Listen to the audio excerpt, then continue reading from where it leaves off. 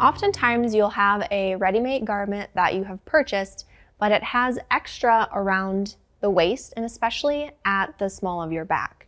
And taking that out of the side seams is not always the best option. If you try taking it out at the side seam, often you'll find you get drag lines across the back, and that fabric is still there, kind of folded horizontally. So a better way to approach that is to zip out a dart in the back, a vertical dart called a fisheye dart or a princess seam dart. So a dart going to the edge of the fabric is like a V.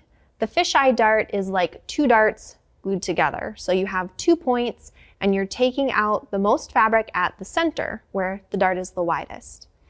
So when you put your garment on, if you're working by yourself, you can put your garment on wrong side out and try to reach behind and kind of pinch out how much fabric you need.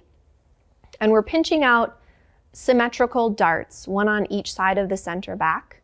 So even if as you're pinching it out, it's not perfect and it's not pretty, when you take that garment off and look at it, you can fix your line and make sure each dart is symmetrical. But if you have somebody to help you, that always makes it easier. So on this garment, we're taking out the widest amount of fabric here, right around the waistline. And then we're going to true that dart back up to 0.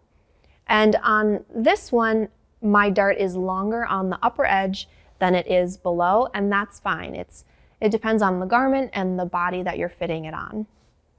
So we're pinning out this dart and we're going to be nipping out that excess fabric so that it doesn't pool in the center back. And then you would stitch this as you would a regular dart, going from one point, going from right from the fold, going right from 0, widening it out, and then going back down to 0 at the other point. And then on the right side of the fabric, you'll just have a dart line that looks just like a seam line symmetrically on each side of the center back.